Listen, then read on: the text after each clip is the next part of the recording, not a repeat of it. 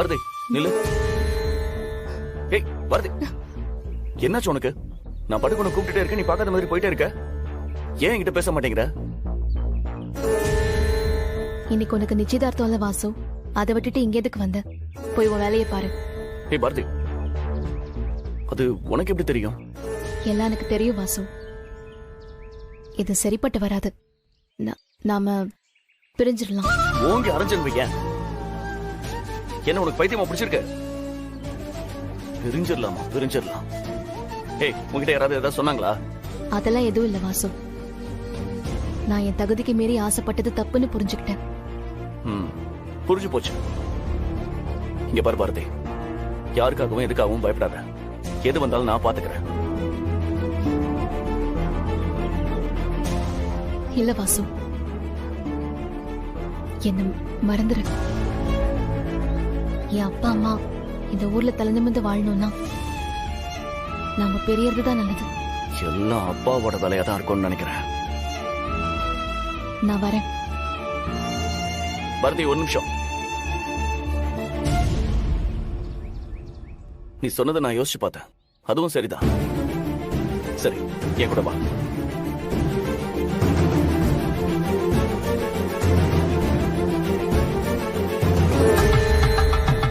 இதே கோயில்ல வச்சுதான் நம்ம 2 பேரும் காதல சொல்லிக்கிட்டோம். இப்ப இதே கோயில்ல வச்சே நம்ம பிரிஞ்சிடலாம். உன் வாழ்க்கை நல்லா இருக்கணும்னு நான் வேண்டிக்கிறேன். என் வாழ்க்கை நல்லா இருக்கணும்னு நீ வேண்டிக்க. வேண்டிக்கோ. என்ன பரதி பாக்குற? நான் உண்மையா தான் சொல்றேன். சாமி கிட்ட வேண்டிக்க.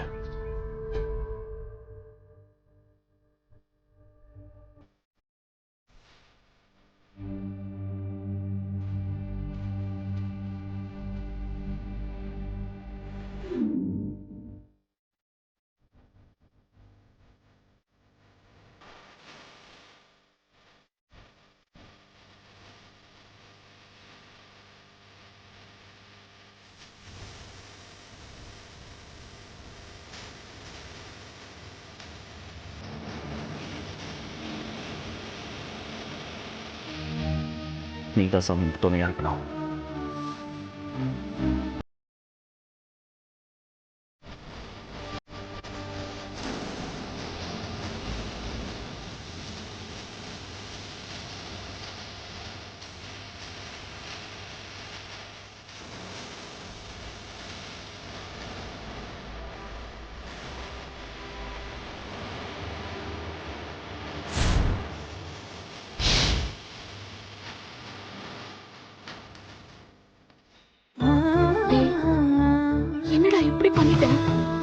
இல்ல பாரதி, நீ நல்லா இருக்கணும்னு சாமி கிட்ட வேண்டிக்கிட்ட. அந்த சாமி தான் பாரதி உன் கூட இருந்தா தான் நல்லா இருப்பான்னு சொல்லிச்சு. அதான் டக்குன்னு தாலி எடுத்து கட்டிட்டேன். பாரு, நீ எதுவும் பேசாத. என் கூட வா. வா பாரதி.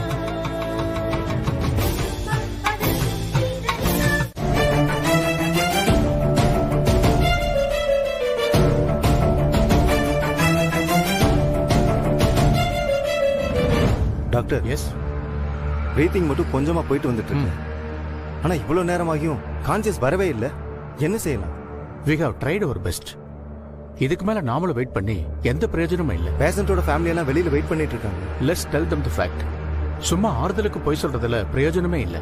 போய் சொல்லிடலாம். வாங்க. டாக்டர், எஸ், நாங்க போய் ஆதியை பார்க்கலாமா? இப்ப அவன் நல்லா இருக்கான்ல?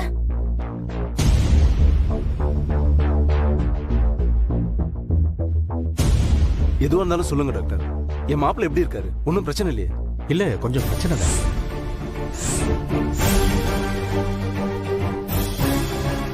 ஐயோ கடவுளே, என்ன கைவிட்டுறாத. எதுக்காகவா நான் இவ்வளவு பாடுபட்டேன்? அக்கா நீ இருக்கா, நான் பேசுறேன். டாக்டர், என்ன நடக்குதுன்னு கொஞ்சம் உண்மையை சொல்லுங்க டாக்டர். ஆதிக்கு ஆபரேஷன் எல்லாமே நல்லபடியா தான் முடிஞ்சது. பிரீத்திங் மட்டும் அன்ஸ்டேபிளா இருக்கு. But it's okay. ஆனா நார்மலி இந்த நேரத்துக்கு கான்சியஸ் வந்திருக்கணும். ஆனா ஆதி இன்னும் மயக்கத்திலேயே தான் இருக்காரு. நாங்க எங்களால முடிஞ்ச எல்லா வகையிலையும் டயக்னோஸ் பண்ணி பார்த்துட்டோம். But no improvement.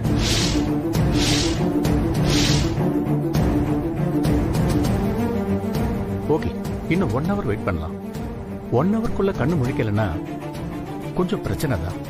ஒருவேளை கண்ணு முழிச்சிட்டா நோ இஷ்யூஸ். அப்படி ஒருவேளை கண்ணு முழிக்கலன்னா இந்த இதயம் பேஷண்டோட உடம்புக்கு ஏத்துக்கலன்னு எடுத்துக்க வேண்டியது. டாக்டர், அப்போ என் பையன் கொஞ்சம் வெயிட் பண்ணி பார்க்கலாம்.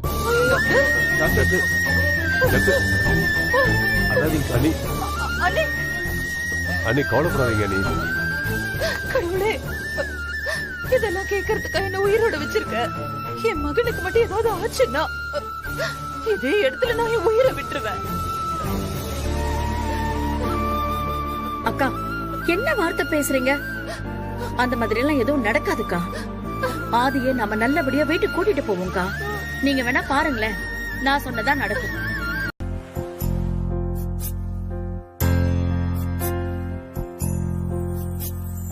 விழியிலே என் விழியிலே கனவுகள் கலைந்ததே, உயிரிலே நினைவுகள் தழும்புதே,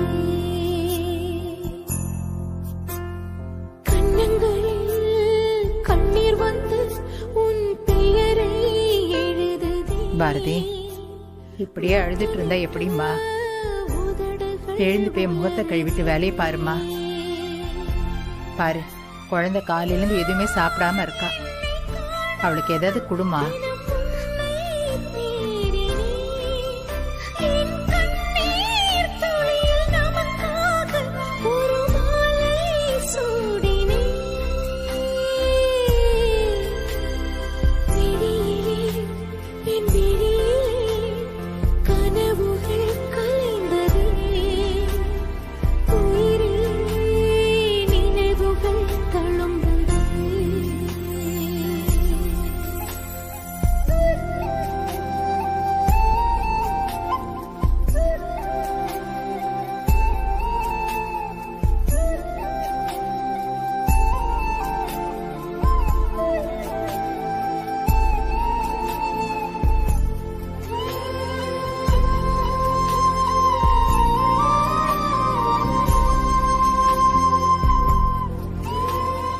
பாரதி, ஏய் பாரதி, என்ன நினைப்புல இருக்க? பால் பொங்கி வழியிறது கூட தெரியாம.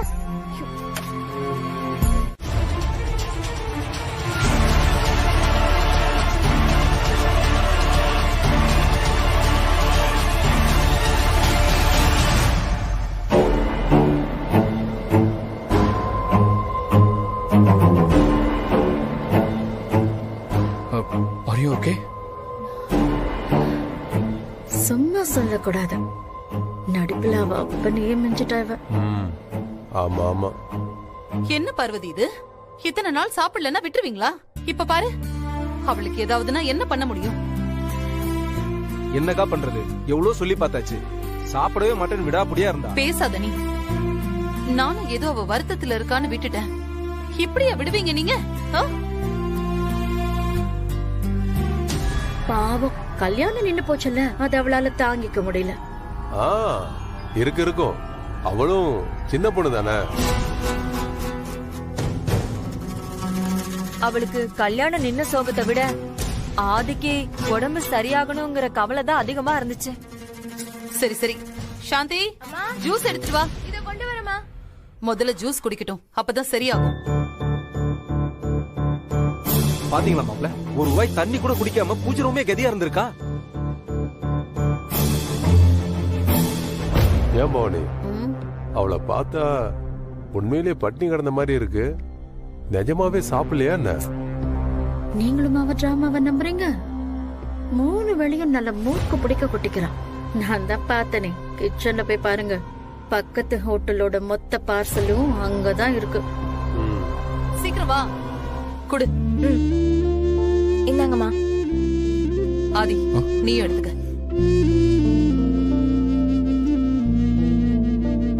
இத பாரு ஸ்வேதா, இனிமே இந்த மாதிரி எல்லாம் பண்ணாத.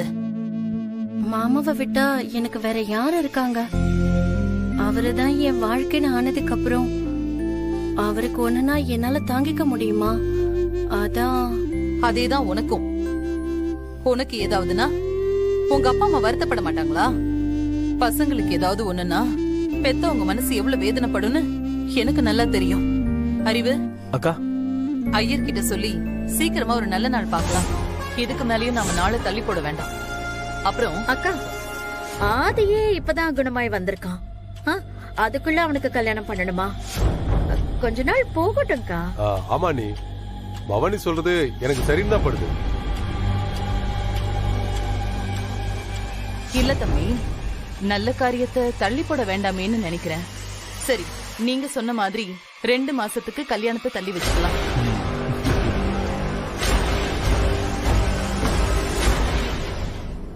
ஆதி முழுசா குணமானதும் உடனே கல்யாணத்தை முடிச்சிடலாம்.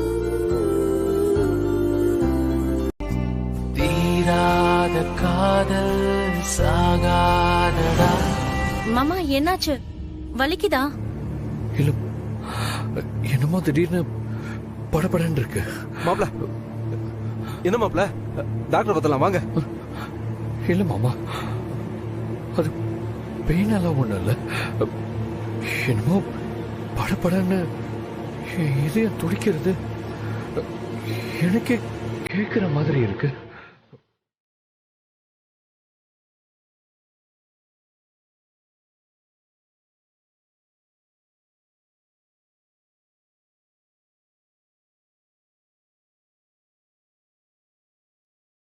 Excuse me sir.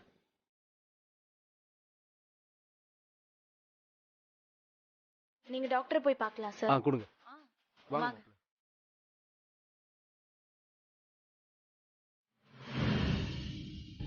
என் பேரு பாரதி. அன்னைக்கு ஹஸ்பண்ட் வாசு ஆக்சிடென்ட்ல. சரிங்க மேடம், சில டாக்குமெண்ட்ஸ்ல நீங்க சைன் பண்ண வேண்டியது இருக்கு. நீங்க ஒரு 5 நிமிஷம் உட்காருங்க, நான் டாக்குமெண்ட்ஸ் எல்லாம் எடுத்துட்டு வரேன். உட்காருங்க.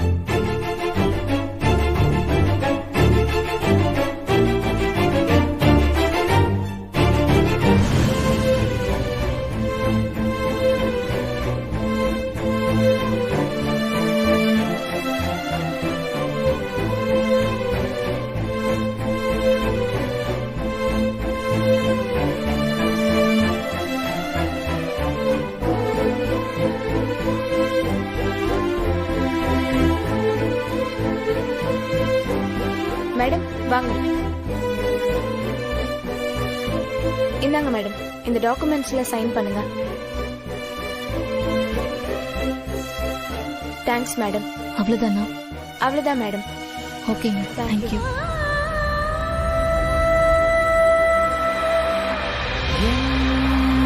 இதயமே கடனாக கடனாக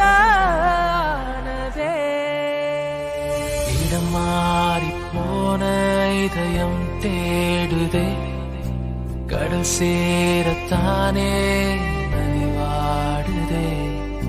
தீராத காதல் சாகாதடா, உயிர் போக எரிந்தாலும் வேகாதடா.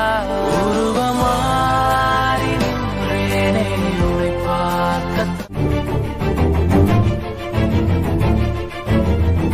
பாரதி, எப்பவும் நினைச்சு வருத்தப்பட்டுட்டே இருப்பியா? நான் எங்கேயும் போல பாரதி, இங்கதான், இங்கேயே தான் இருக்கேன்.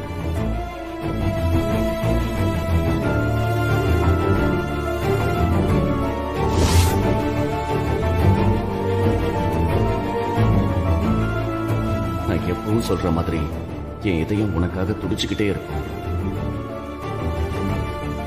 பாரதி, நான் பேசுறது உனக்கு கேக்குதா இல்லையா?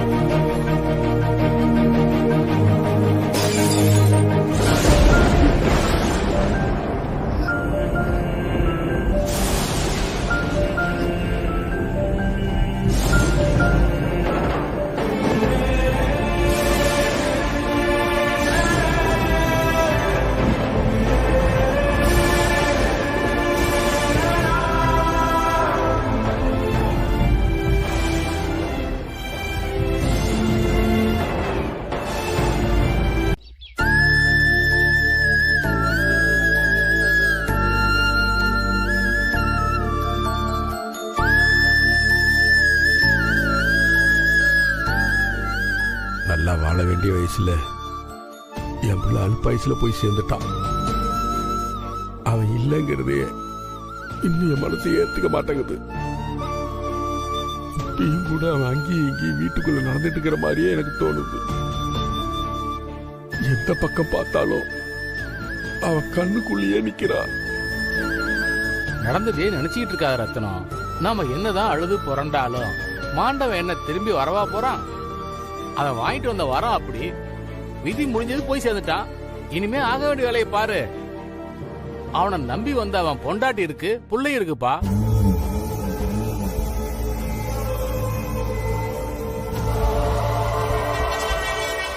அதை பத்தி தான் நானே பேசலான்னு இருந்தேன்.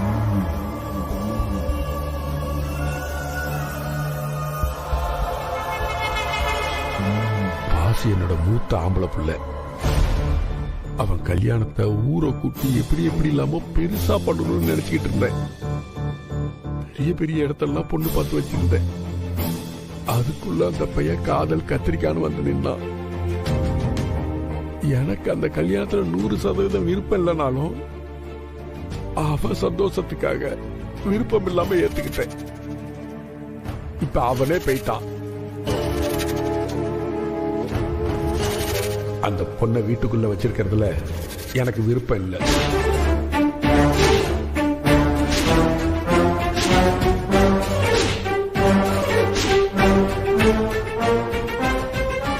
நாள் காரியம் முடியறதுக்குள்ள அனுப்புனா ஊருக்காரங்க வாயில பூந்து போறப்போன்னு நினைத்தனால அமைதியா இருந்தேன். இப்ப மொத்தமா எல்லாம் முடிஞ்சு போச்சு. அந்த புள்ள அப்பா அத்தான்ட்ட எடுத்து சொல்லி அந்த புள்ளைய கூப்பிட்டு போயிட்டு சொல்லுங்க. அதுக்கு நீங்க தான் சரியான ஆளு. எடுத்து சொல்லுங்க.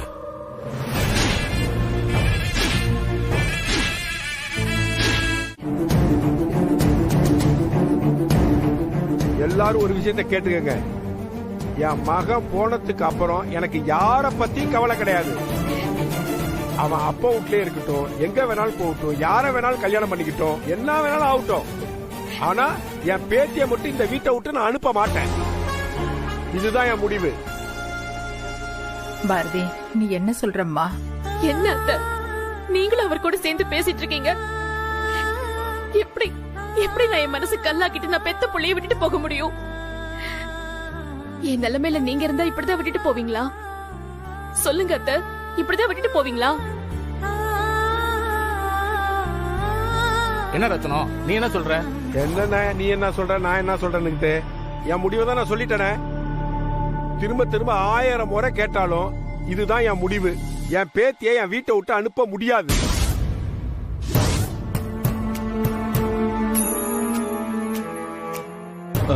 பெரியவங்க யாரும் தப்பா நினைச்சுக்கலனா நான் ஒரு யோசனை சொல்லவா? மணி, இதுல நினைக்கிறதுக்கு என்னப்பா இருக்கு? 2 பேரும் அவங்க சொல்றதுதான் முடிவுன்னு நிக்கிறாங்க. ஒருவேளை நீ சொல்றது சரியா வந்தா அதையும் கேட்டுருவோம். பட்டுன்னு சொல்லுப்பா. இல்ல, மாமா பேத்தி வீட்டை விட்டு வெளியில போக கூடாதுங்கிறாரு. அவதான் இந்த வீட்டு வாரிசுன்னு சொல்றாரு. அதுவும் யோசிக்க வேண்டிய விஷயம் தான். பாரதியும் பொண்ணை விட்டு பிரிஞ்சிருக்க மாட்டேன்னு சொல்றது அதுவும் யோசிக்க வேண்டிய விஷயம் தான். அதுக்குதான் நானும் இப்போ மணி என்னன்னு சொன்னாதானப்பா தெரியும். வாசு மாப்பிள்ள சாகிறதுக்கு முன்னாடி பாரதியை இன்னொரு கல்யாணம் பண்ணிக்க சொல்லி சத்தியம் வாங்கி இருந்திருக்கிறாரு. பேசாம நம்ம துறையவே பாரதிக்கு கல்யாணம் பண்ணி வச்சுட்டா இல்ல?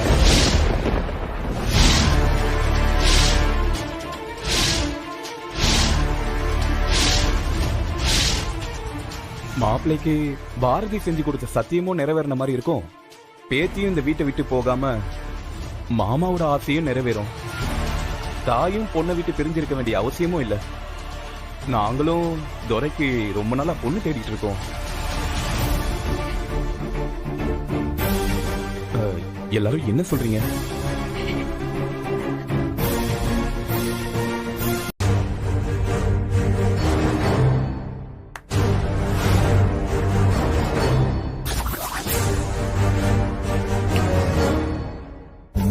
என்னங்க, என்ன யோசிச்சுட்டு இருக்கீங்க? அடுத்து என்ன பண்ணலாம்னு யோசிச்சுக்கிட்டு இருக்கேன். நீங்க இப்படியே யோசிச்சுட்டு இருங்க. அந்த வெள்ளை சட்டக்கார மாப்பிள்ளைன்னு ஆதியையும் அக்கா நொக்கான்னு உங்க அண்ணியையும் ஜால்ரா அடிச்சு அவன் பொண்ணை கட்டி கொடுத்து மொத்தமா அள்ளிட்டு போறான். இப்ப என்ன பண்ண சொல்ற? என்னையும் அவன மாதிரி ஜால்ரா அடிக்க சொல்றியா? ஏங்க ஏதாவது பண்ணுங்கன்னு தான் சொல்றேன். உங்களை நம்பிதான் நானும் உங்க பையனும் இருக்கோம். உங்க அண்ணன் இறந்தப்போ நீங்க என்கிட்ட என்ன சொன்னீங்க ஞாபகம் இருக்கா? எங்க அண்ணன் ஒத்த புள்ளியோட செத்து போயிட்டான். அவனுக்கும் இதயத்துல பிரச்சனை இருக்கு. அவனும் சீக்கிரமா போய் சேர்ந்துடுவான். அந்த கவலையிலேயே எங்க அண்ணியும் போய் சேர்ந்துருவாங்க. அப்புறம் எல்லாமே இங்க நானும் என் பையனும் தானு சொன்னீங்க. ஞாபகம் இருக்கா? ஆனா இப்ப இங்க நடக்கிற எதுவுமே அப்படி இல்லையே. அக்காவுக்கு துணையா இருக்கும்னு அந்த அறிவு குடும்பத்தோட இங்க வந்து டேரா போட்டான். நான் என்ன சொன்னேன்? அப்பவே அவனை உள்ள விடாம துரத்திடலான்னு சொன்னேன். அதுவும் வேண்டான்னு சொல்லிட்டீங்க. இப்ப என்னாச்சு? ஆதி புழைச்சு வந்துட்டான். அந்த ஸ்வேதாவை கல்யாணம் பண்ணிக்கிட்டு குழந்தை பெத்துக்கிட்டு அவங்க எல்லாரும் ஒன்னா சேர்ந்து இப்ப நம்மள துரத்த போறாங்க. அதான் நடக்க போகுது. நீங்க வேணா பாத்துட்டே இருங்க. ஏய் சும்மா புலம்பாதடி. அந்த ஜோசியக்காரன் சொன்னதை கேட்டல்ல? இந்த கல்யாணம் நடக்கவே நடக்காதுன்னு சொல்லிட்டு போறான். ஆமா, அப்போ இதுதான் சாக்குன்னு இதையே ஊதி பெருசாக்குங்க. எப்பவுமே கொஞ்ச நாள் சந்தோஷத்தை விட ரொம்ப நாள் நிலைக்க போற சந்தோஷத்தை பத்தி தான் யோசிக்கணும். ஆனா ஜோசியர் சொல்லிட்டு போனதுக்கு பிறகு ஸ்வேதா மறுபடியும் அவளோட நாடகத்தை ஆரம்பிச்சிட்டாளே. யார் என்ன நாடகம் போட்டாலும் இந்த கல்யாணம் நடக்கவே நடக்காது. இதுல அடிபட்ட அறிவுதான் முட்டாள். பொண்ணை கட்டி கொடுத்து விதவையாக்க போறான்.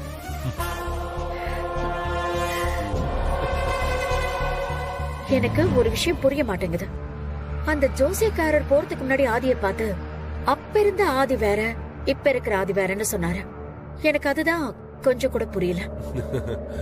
அவன் ஏதோ காசுக்காக உணரிட்டு போறான். அத பத்திலாம் நீ பெருசா யோசிக்காத. யாருக்கு என்ன சொன்னாலும் அவன் விதி என் கையாலதான். வாதி உட்கார். மாமா நான் உங்களுக்கு பரிமாறுறேன்.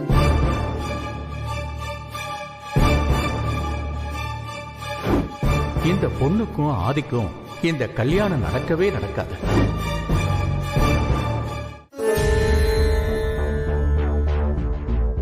அக்கா என்னாச்சு?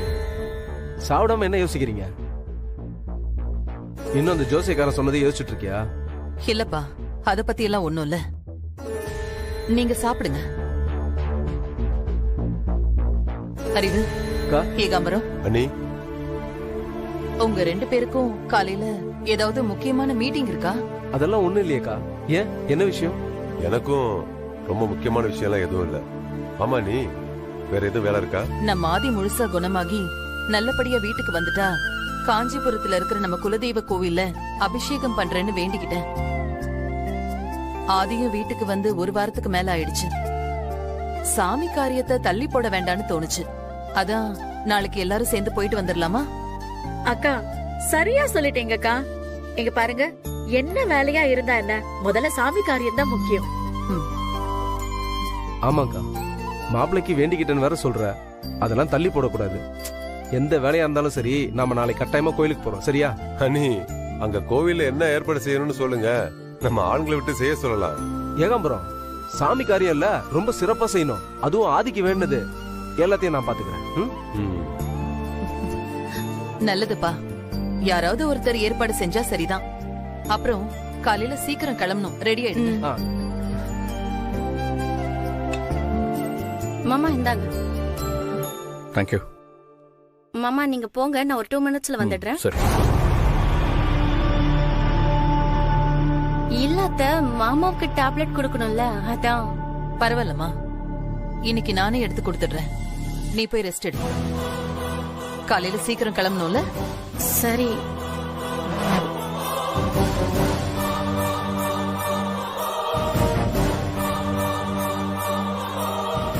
சோழி போன்றவர் சொல்லிட்டு போனதுல இருந்து அத்தையோட நடவடிக்கை எல்லாமே மாறி போச்சு. மாமா கிட்ட நெருங்கவே விட மாட்டாங்க. ஏதோ தப்பா இருக்கு.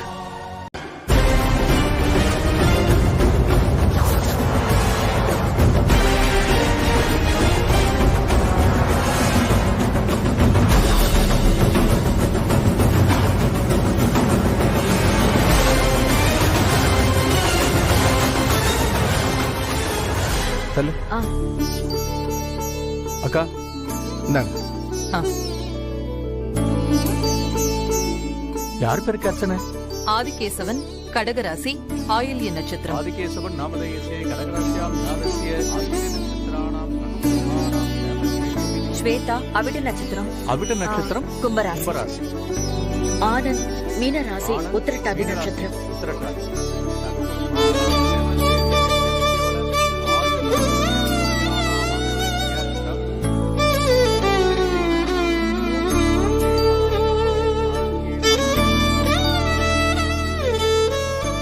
அம்மா தாயே, நான் கேட்ட மாதிரியே நீ என் மகனை திருப்பி கொடுத்துட்ட.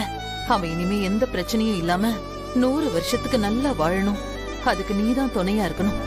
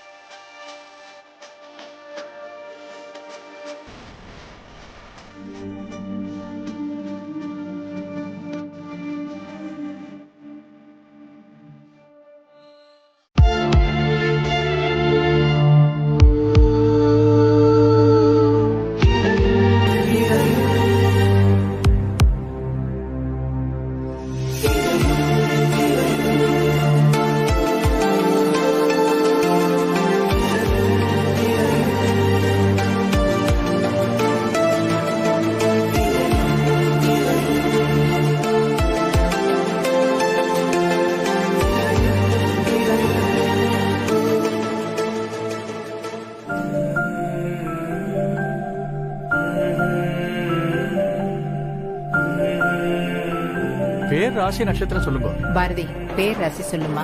பாரதி மேஷ ராசி பரணி நட்சத்திரம்.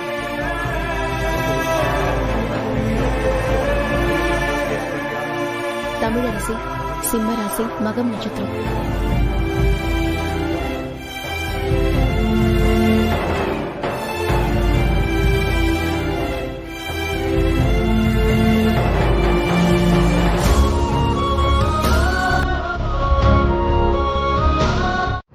ஆதி எங்க போனான்னு தெரியலையே. ஷோ